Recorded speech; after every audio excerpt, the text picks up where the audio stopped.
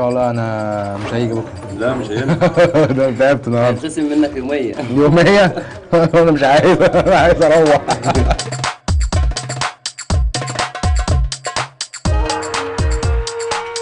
كتر خير الراجل ده بقى. بقاله 25 سنه فيها.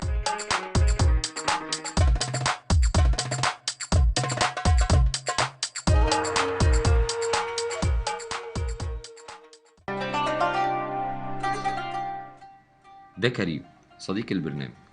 اتعرف على يوسف عن طريق الصفحة وقال له ليك عندي شغلانة يا يوسف، حداد المسلح، تيجي تشتغل في يوم مع بابا.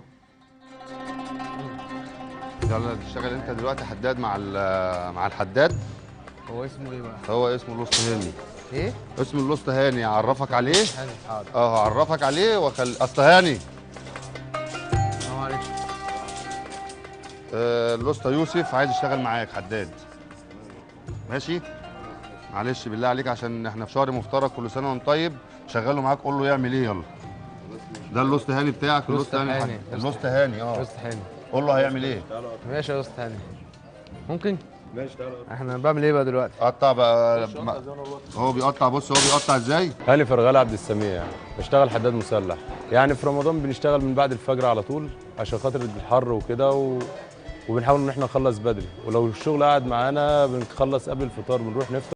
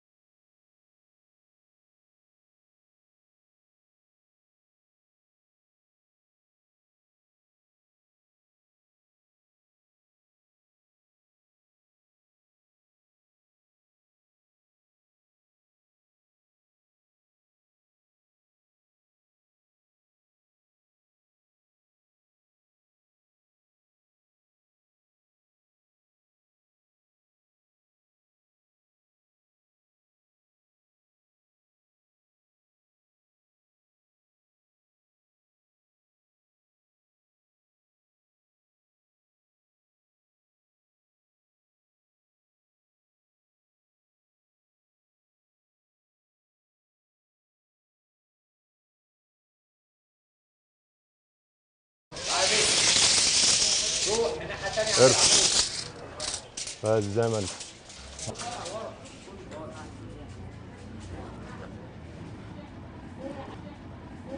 64 ده اركنه لوحده. سيب السلم.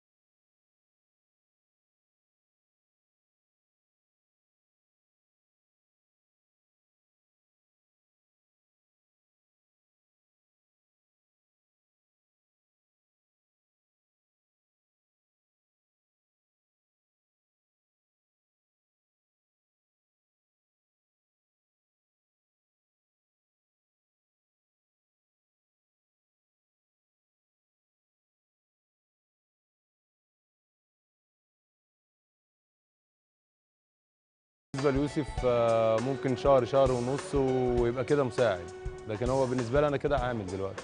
هتشتغل دلوقتي انت مع النجارين في الضله هنا احسن من الحدادين بشويه، الشغل حنين شويه. بالعكس هنا جو حر اكتر من تحت. ما هو شويه هنا وشويه تحت، انا مش قادر والله. على ان هنا مفيش هوا. بالظبط. بس النجارين هنا في الجو دلوقتي هيطر ويبقى حلو زي الفل. فالنجاره احسن من الحداده شويه. اشتغل دلوقتي مع الوسط شعبان، هنديهولك دلوقتي وهيجيب لك خريطه ومطرقه واشتغل معاه، تخلع مسامير، تناوله طفش، هو يشتغل فوق بيقوي وانت تناوله الطلبات اللي هو عايزها. طب ممكن نسيبني شويه ناخد نفس بس عشان نعرف اشتغل؟ ماشي، ما هو انا لو سبتك تاخد نفسك ما انت هتعطل لي الناس اللي انت بتشغلها. ما هو الراجل ده نجار. بص دي ميه ولا دي قرع مش عارف. بص معلش شويه شويه شويه شويه شويه شويه يا يوسف، خليك جامد اهي. امال احنا بص العيال الصغيره بص قد ايه، لسه ما عندوش 17 سنه ولا 16 سنه ويطلع يشتغل وفي اصغر منه. ماشي هما صغيره وانا عجزت اصلا. انت عجزت ايه يا يوسف؟ انت لسه ما رحتش ولا جيت يا يوسف. اصل شعبان تعالى الله يكرمك. الله يكرمك. كان بالله عليك اصل شعبان الراجل ضيف بس عايز يشتغل شويه مع الحداد شويه مع النجار، هو تعب قوي من يا الحداد. شباب ازيك يا يوسف؟ السلام عليكم. الحمد لله. ازيك؟ تمام. الوسط شعبان محتاجني كمان شويه صح؟ محتاجك على طول يا يوسف. على طول؟ على طول يا يوسف. خد مسامير، شوف له خريطه وادي مطرقه اهو، خريطة. خليه يربطها وناولك طلبات وانت بتقول النبي اصل شعبان. يلا شوف يا دي كده لهوي. انت تخين زيك. شوف دي كده تيجي انا عليك. اضخم منك يا راجل. عشان الجيش. لا ده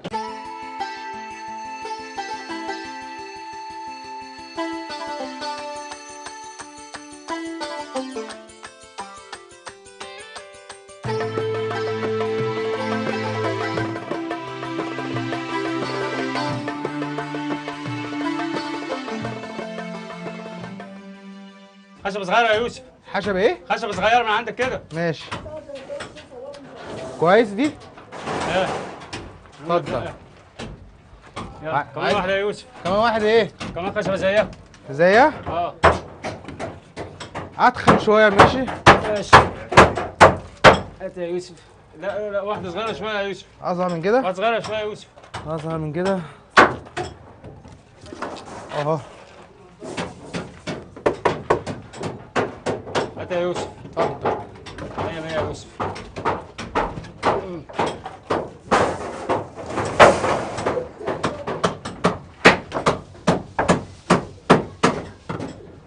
هات يا يوسف. كمان خشبة يا يوسف. اتفضل يا ريس. هات يا ريس. انت اللي ريس. انت اللي ريس يا ريس. 100 100 يا يوسف. ولا فراخك يا معايا. يا وقت تليفون النبي. ماشي.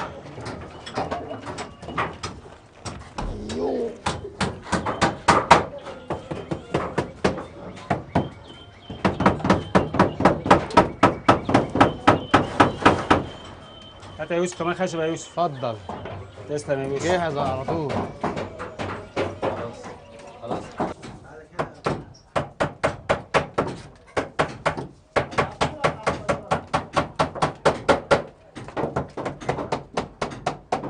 كمان خشبة يا يوسف. حاضر. كبيرة ولا صغيرة؟ صغيرة يا يوسف. ايه؟ خشبة صغيرة. حشبة صغيرة؟ اه. ماشي.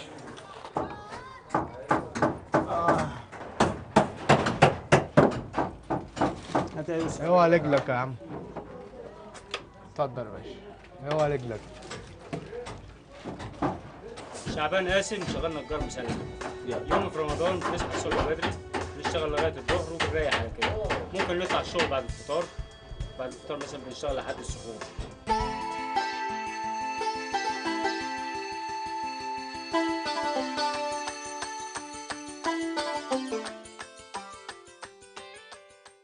لا يوسف كويس مش وحش. شغال كويس ويجي من يعني قدامه ممكن نقول شهرين يتعلم كويس. 3 شهور يبقى كويس ان شاء الله. يلا يا جدعان عشان تفطروا. يلا يلا افطروا. يلا سيبوا العيد ده. يلا خشوا افطروا عشان المغرب جدا. يلا يلا يا رجاله. اخيرا.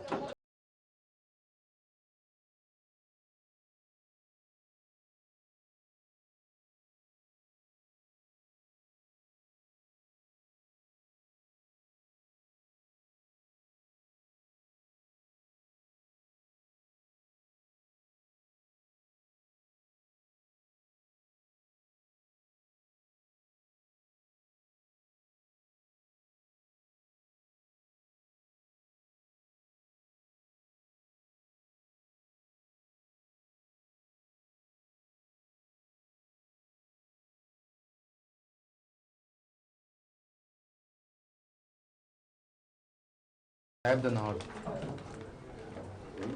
تعبت النهارده. لا ولسه بكره؟ عندنا بكره شغل كتير. لسه في بكره؟ هنطلع بعد الفجر على طول. ان شاء الله انا مش هيجي بكره. لا مش هينفع. تعبت النهارده. هيتقسم منك يومية. يومية؟ انا مش عايز، انا عايز اروح. مش هحاسبك على اليوم بتاع النهارده. مش حاسبه كمان النهارده؟ لا مش هحسبه، ما انت بتقول مش هاجي بكره. هحاسبك بكره على اليومين مع بعض. خلاص نيجي بكره. هتيجي بكره؟ ان شاء الله. بعد الفجر على طول. بعد الفطار. يعني تتسحر تصلي وتيجي على طول. هشتغل بعد الصلاه يعني؟ بعد صلاه الفجر على طول. يعني بعد الفطار.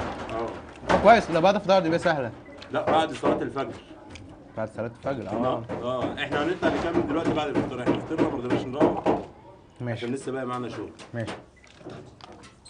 احنا كان المفروض ان احنا نروح نفطر في البيت، بس الشغل عندنا كتير ما عرفناش نروح. مش مشكله. بس الجو ده احسن من البيت. ايوه. والله. بطبيعته. بالظبط، وحاسس الاكل كمان دايما مختلف احسن من ايوه.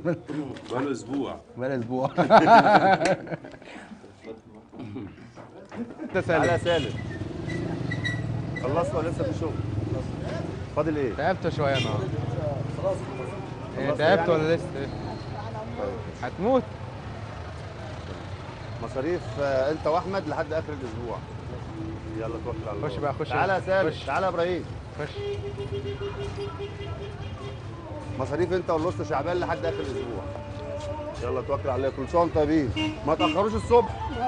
تعالى يا يوسف. ماشي يا حاج. بص يا يوسف، انت اشتغلت يومين معانا، يوم مع الحداد ويوم مع النجار. ايوه. ماشي؟ ماشي. عشان انت اول مره تشتغل معانا وتعبت في الحر ورمضان.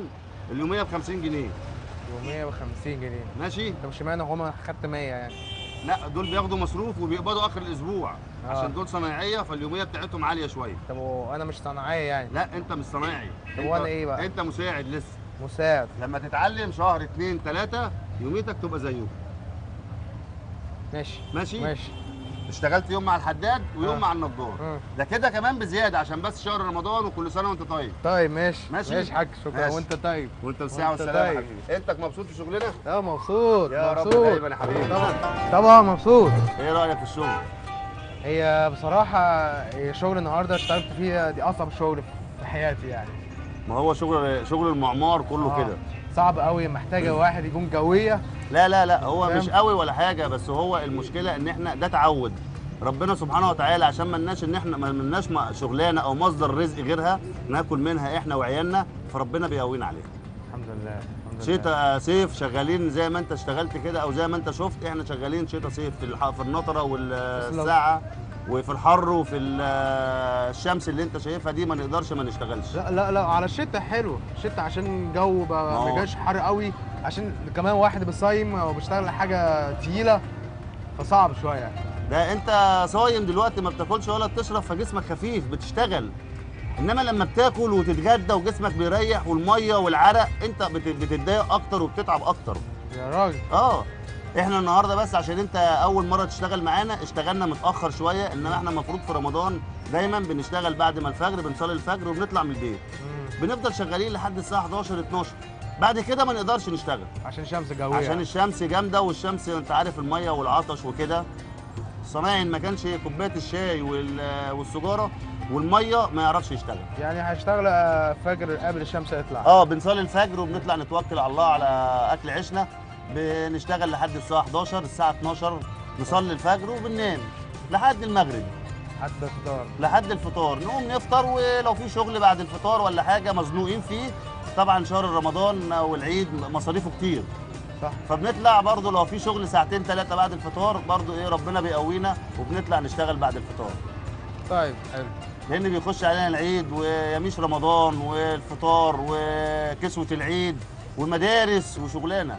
طب هنفطر هنا بقى ولا ايه؟ والله احنا ونصيبنا لما بنبقى مزنوقين قوي لا مش بنسحر، احنا بنشتغل لحد قبل السحور بساعتين 3 وبعد كده نتوكل على الله ونروح نروح البيت. نروح البيت نسحر مع عيالنا،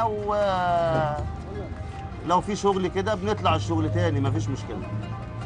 انت عارف ان هم في شهر رمضان هم وجبتين، وجبه الفطار ووجبه السحور. فبالتالي ما تقدرش اللمه في رمضان، طبعا انت عارف اللمه والفطار في رمضان بيبقى عامل ازاي. مشكور قوي يا حاج محمد، مشكور قوي قوي قوي قوي. انا اللي سعيد ان انا اتعرفت بيك واشتغلت معايا. لا هشتغل معاك تاني كمان ان شاء الله على خير باذن الله. بصراحة النهارده تعبت قوي وجبت عرق كتير قوي، فالحمد لله انا مبسوط قوي عشان كسبت فلوس 100 جنيه ومكسب حلال. ما هو انت عشان تعبت وعرقت ومهما كان المبلغ قليل ربنا هيبارك لك فيه. الله. لانك ما حطيتش ايدك في جيب حد وخدت حاجه غصب عن حد. الحمد لله. اشتغلت وتعبت وخدت عرقك. بالظبط. صح؟ احسن ما تقعد على البيت. اشتغلت ب 50 جنيه في اليوم او في اليومين ب 100 جنيه احسن من 10000 جنيه حرام. بالظبط. واحسن لو واحد تقعد في البيت مش بتشتغل. وانت ما دام انت عايز تكسب برزق حلال وتاكل بالقرش الحلال ان شاء الله ربنا هيبارك لك وهيصبرك على الشغلانه زيك زينا ان شاء الله. لان احنا برضو كان في اول الشغل كان الشغل تقيل وبنتعور ومسامير بتخش في رجلينا والكلام ده كله. ربنا قوانا وصبرنا والحمد لله يا رب العالمين. وزي الصناعيه اللي انت اشتغلت معاها صناعيه كتير قوي. 3/4 مصر صناعيه حدادين ونجارين بنفس الطريقه. بس هي للاسف مهدور حقهم في بلدنا، لا معاش ولا تامينات ولا حاجه خالص ولا حكومتنا بتعمل حاجه. نتمنى من ربنا الفتره اللي جايه يهتموا شويه بطائفه المعمار ان شاء الله. لان زي ما انت شفت هي اللي بتبني وهي اللي بتعلي، هي اللي بتعمل الفلل والقصور والعماير. بناخد حقنا بس بناخد على قد مكسبنا، على قد اكلنا وشربنا، والحمد لله يا رب العالمين. الحمد لله. يلا. وانا سعيد ان انا اتعرفت عليك ونتمنى من ربنا ان تشتغل معايا تاني ان شاء الله. اشتغل معاك تاني ان شاء الله. اقول للجمهور لو تم التلفزيون كل سنه وانتم طيبين، رمضان كريم.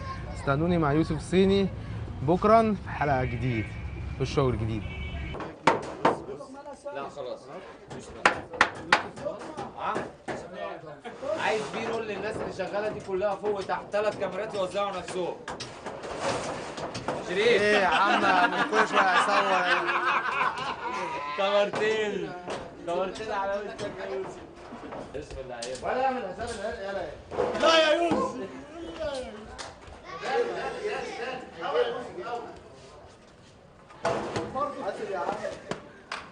واحد تاني.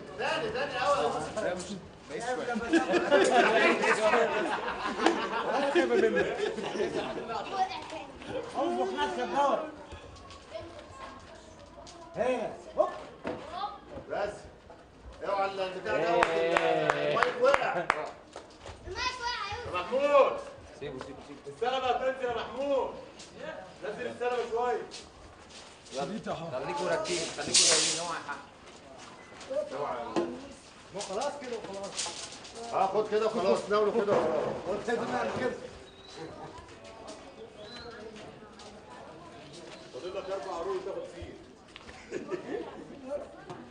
قوي قوي. خد العيل التاني اهو. اديهوله يلا. خد العيل التاني اهو. يلا يا يوسف. عشان تتحسن. ارفعوا له لا يعطيك العافيه. الحمد لله خلصنا يوم تصوير. تعبت قوي. خد يا يوسف. يا كريم. هي دي فلاش عليه كله صور؟ عليها كل الصور. عليه كله صور. كل الصور. طيب ماشي. اولا مشكورك جدا جدا. انا اللي بشكرك ان انا اديت معاك النهارده. لا مشكورة جدا والله. يعني اول مرة في جمهور طلب مني في فيسبوك يعني، وكمان هو بتحط اللوكيشن ومكان احنا مصور فيه. ده اول مرة في الميديا يعني. انا لما بعت لك المسج على الفيسبوك انا بعتها لك قلت انا ونصيبي يعني. فلما رديت عليا امبارح ولقيتك تاني يوم عندي انا اللي هو انا مش مصدق اصلا شفتك النهارده واشتغلت معاك. لا اللي هو ما حسيتش بحاجه اصلا ان انا بكلمك. طيب ماشي خلاص بعت لك المسج قلت بقى هترد مش هترد فاهمني. لما لقيتك بترد وقلت لي امتى وفين وقلت لك خلاص شوف انت فاضي امتى قلت لي بكره. انت بتهزر يا يوسف ولا بتتكلم بجد؟ طب انت صدقت ولا لا؟ لا انا صدقت طبعا. لقيتك تاني يوم عندي فاللي هو بجد مبسوط قوي وفرحان. وكانت تعتبر بالنسبه لي مفاجاه مع اني كنت عارف بس بالنسبه لي انت مفاجاه انت تيجي وتصور معايا وتقضي معايا اليوم كله. عارف ليه بقى؟ احنا عشان تعمل مصور حاجه اسمه ريالتي.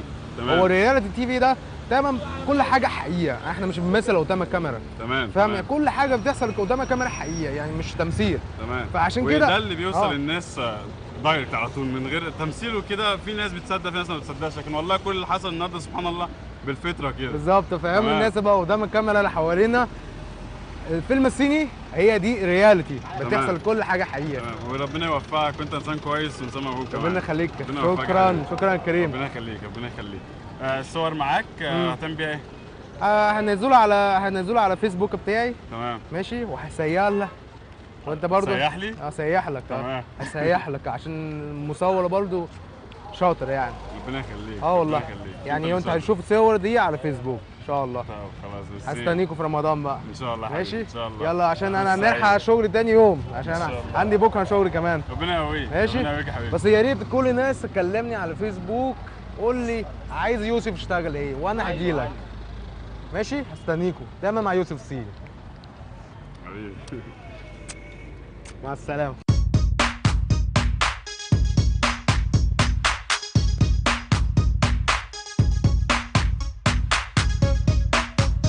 دي صفحة الفيلم الصيني. تكتب كل اللي انت عاوزه، تقول رأيك بمنتهى الصراحة، هيرد عليك يوسف الصيني. على فكرة رأيك مهم جدا، لأنه باختصار تقدر تقول ليوسف انت عاوزه يشتغل ايه، هو على طول هينزل يصور ويعرض شغلتك أو مهنتك أو المهنة اللي انت حابب انك تشوفها.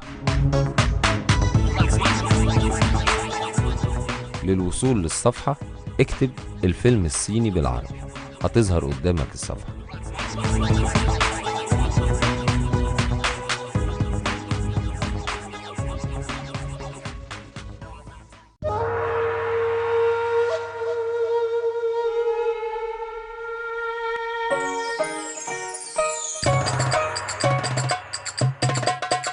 ان شاء الله انا مش هيجي بكره. لا مش هنا.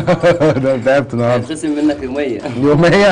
انا مش عايز، انا عايز اروح.